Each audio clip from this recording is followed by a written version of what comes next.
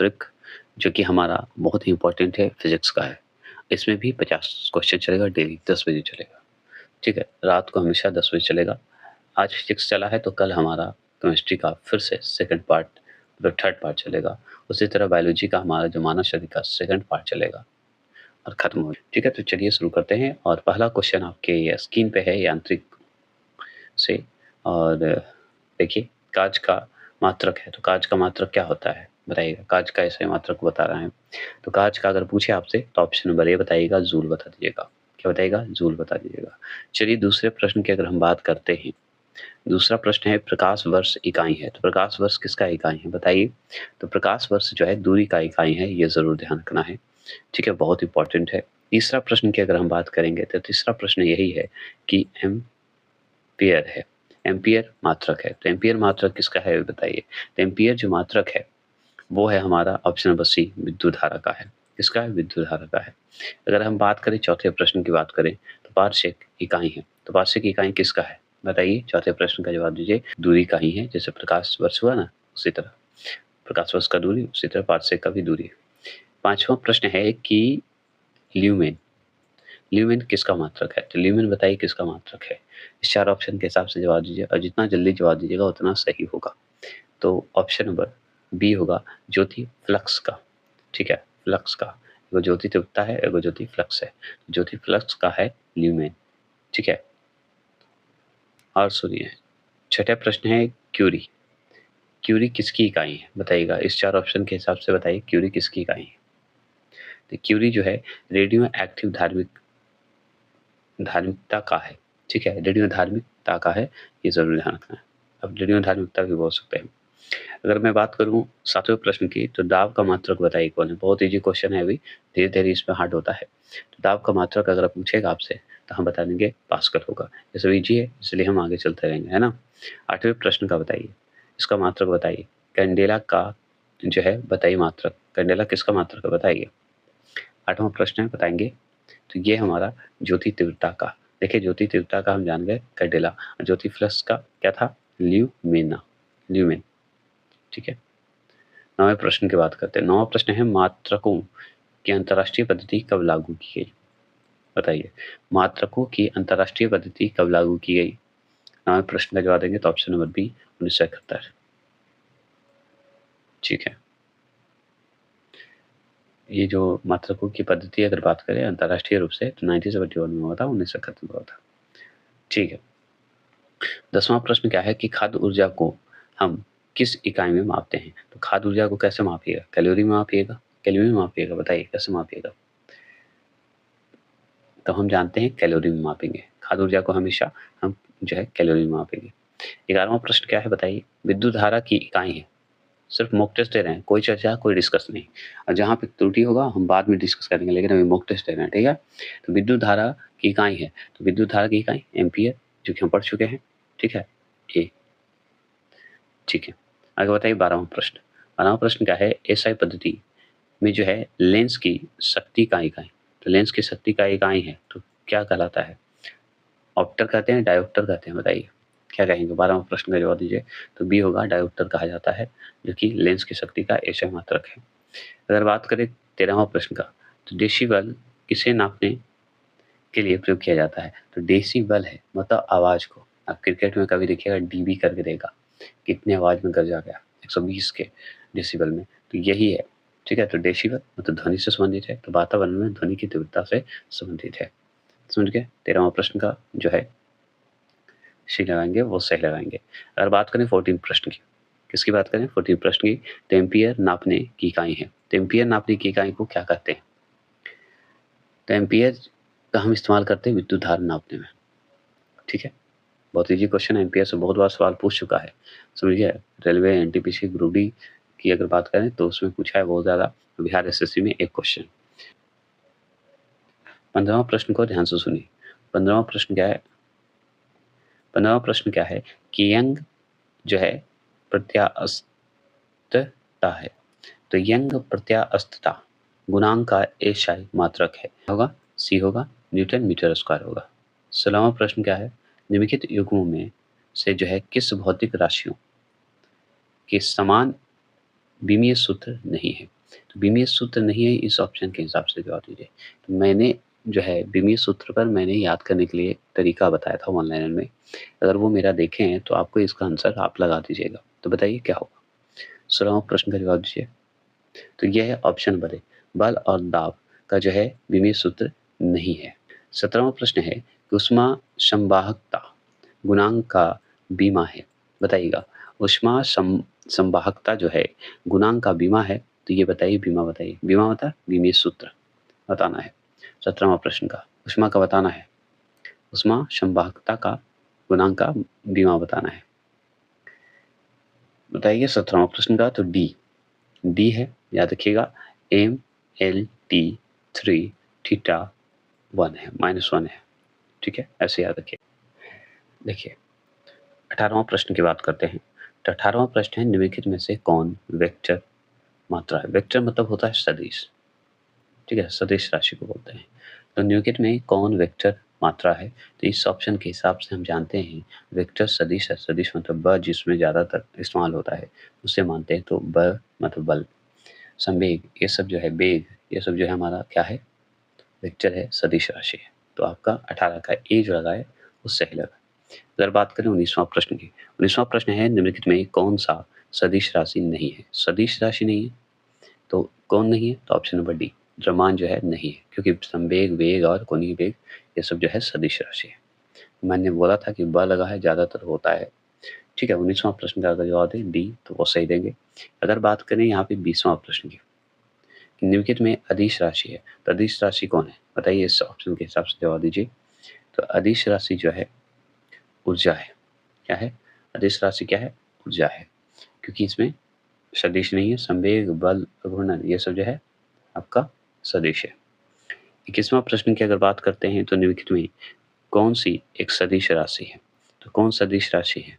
तो देखिए, ऊर्जा, दाब, कार्य ये सब जो है अदिश है। संवेग जो है हमारा सदिश राशि है, ठीक है। 21 का आंसर का जवाब जो देंगे वो सही देंगे, ठीक है। 22 क्वेश्चन नंबर बात करते हैं, निम्नलिखित में कौन सी राशि जो है सदिश नहीं है? तो सदिश कौन सी नहीं है? तो सदिश हमारा जो है आयतन जो है सदिश नहीं है, वॉल्यूम जो है सदिश नहीं है, ये अदिश है। चलिए 23, निम्नलिखित में सदिश राशि है, तो सदिश राशि कौन है? वेग के सिवा और कोई सदिश ही नहीं दिखेगा ऑप्शन में, क्योंकि समय, द्रव्यमान, लंबाई, आयतन ये सब जो है अदिश राशि है, ठीक है। चलिए 24वां प्रश्न। 24वां प्रश्न में यह सवाल आपको बिहार एसएससी के प्रीवियस ईयर में 2017 में पूछा हुआ प्रश्न है। तो बताइए, त्वरण ज्ञात करने का सही सूत्र निम्नलिखित में कौन सा है? तो त्वरण अगर आपको ज्ञात करना है तो सही सूत्र बताइए, क्योंकि जरूरी है सब। तो सूत्र है ए बराबर भी, ठीक है, ए बराबर भी माइनस यू बटा टी है, ठीक है, क्लियर हो गया। चलिए 25वां प्रश्न बताएंगे। 25वां प्रश्न है कि पदार्थ के संवेग और वेग के अनुपात में कौन सी भौतिक राशि प्राप्त की जाती है? बताइएगा, अगर मान लीजिए संवेग है और वेग है, इन दोनों के अनुपात है, मतलब रेशियो है, तो इसमें कौन सी भौतिक राशि प्राप्त होगी? बता सकते हैं? कमेंट बॉक्स में करिए। तो इसमें होगा ऑप्शन नंबर सी, द्रव्यमान प्राप्त होगा, ठीक है। द्रव्यमान भौतिक राशि प्राप्त की जाती है।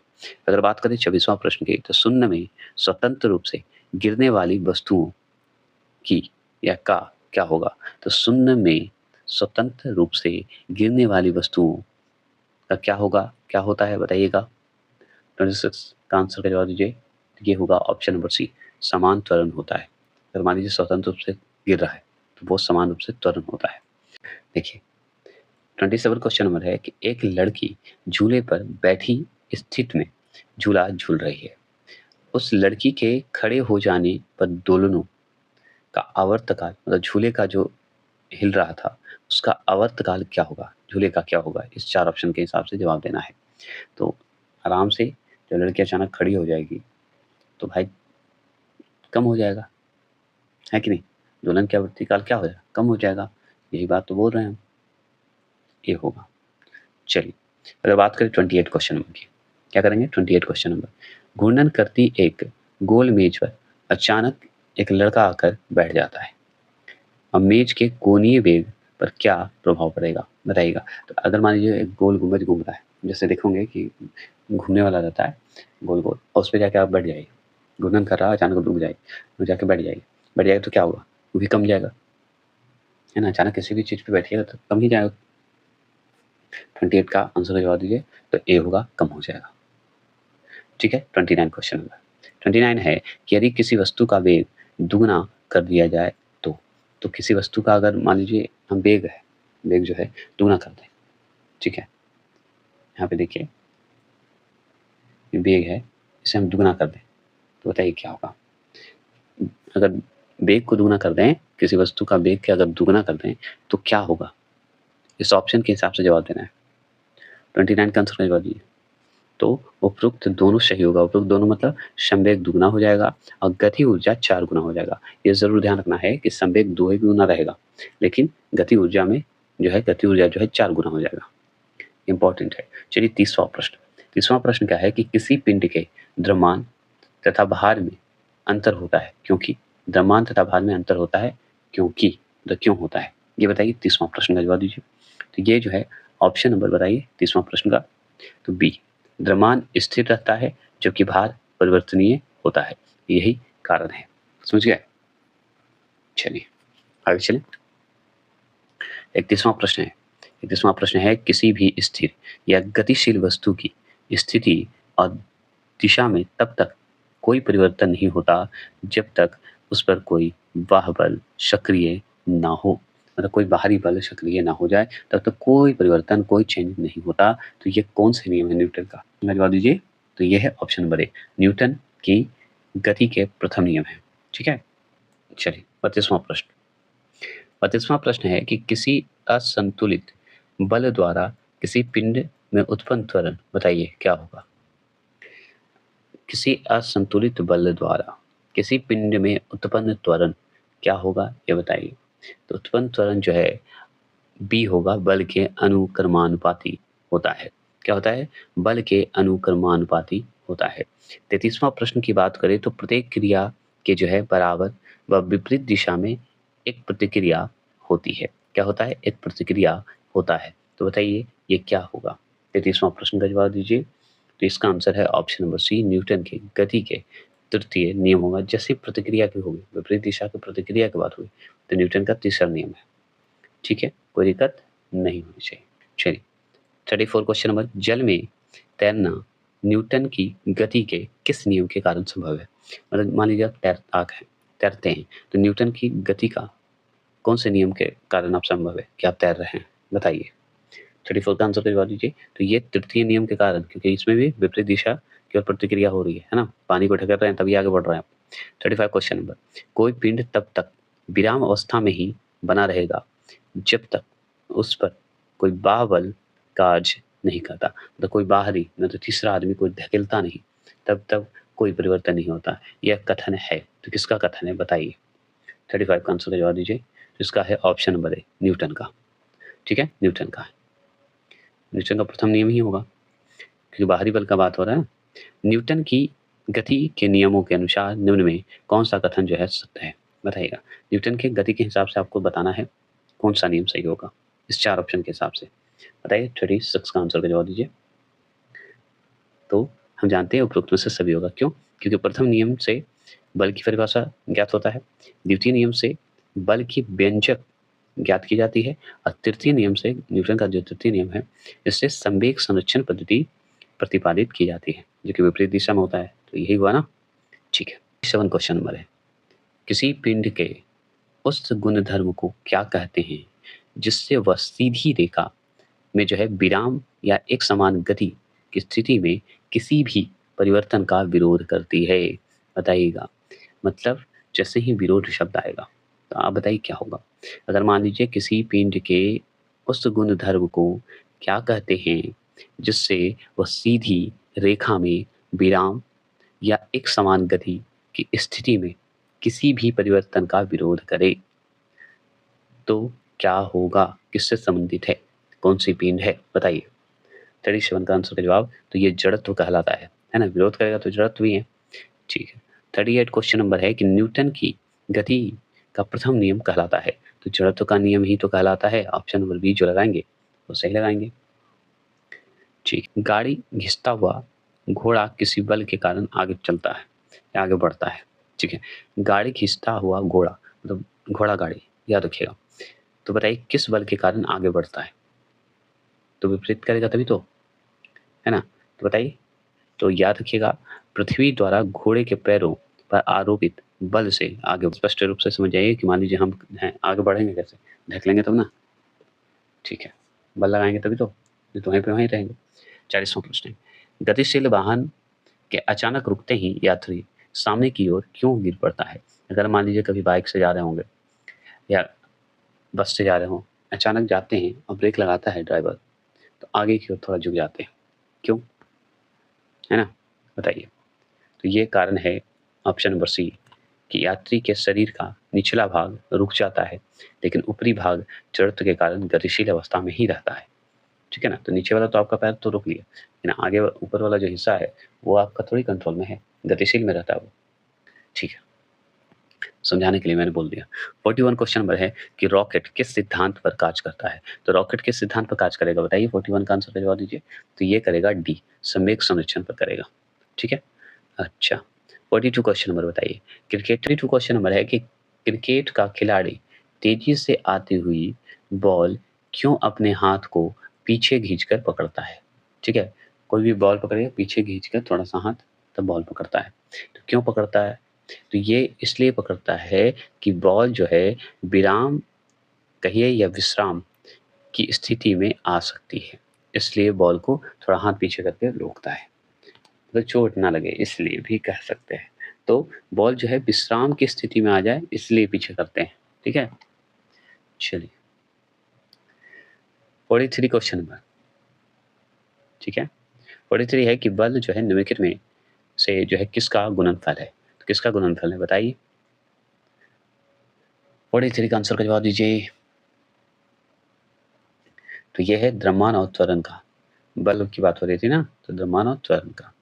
44 क्वेश्चन नंबर है कि जब कोई व्यक्ति चंद्रमा पर उतरता है तो उसके शरीर में उपस्थित जो है क्या परिवर्तित होता है? क्या होगा बताइएगा? तो ऑप्शन नंबर बी, भार घट जाता है तथा मात्रा जो है अपरिवर्तित रहेगा। मात्रा उसका अपरिवर्तित रहेगा लेकिन भार घट जाएगा, तभी तो तैर सकते हैं उसमें, चंद्रमा पे जाइए तो। चलिए 45 क्वेश्चन नंबर है, यदि हम भूमध्य रेखा से ध्रुव की ओर जाते हैं तो जी का मान, जी का ग्रेविटी का मान, गुरुत्वाकर्षण का मान पूछ रहा है, गुरुत्व का मान पूछ रहा है, बताइए क्या होगा? अगर ध्रुव की ओर जाएंगे तो मतलब ध्रुव की ओर जाना है आपको। ठीक है। तो बताइए। बढ़ता है और क्या? 46 शरीर का वजन, बताइए। नॉर्मल चीज, बॉडी का जो वजन होता है, बताइए इस ऑप्शन के हिसाब से क्या होगा? तो ये होगा ऑप्शन नंबर बी होगा, ध्रुवों पर अधिकतम होता है शरीर का वजन। ठीक है। आगे बात करें 47, एक अंतरिक्ष यात्री जो है पृथ्वी तल की तुलना में चंद्रमा जो है चंद्र तल पर अधिक ऊंचाई छलांग लगा सकता है, मतलब चंद्रमा तल पर अधिक जो है छलांग लगा सकता है, क्यों बताइए? इसका कारण क्या है? तो क्योंकि इसका कारण है क्योंकि सी, चंद्र तल पर गुरुत्वाकर्षण बल पृथ्वी तल की तुलना अत्य अल्प है, अति अल्प बोलिए ऐसे। ठीक है।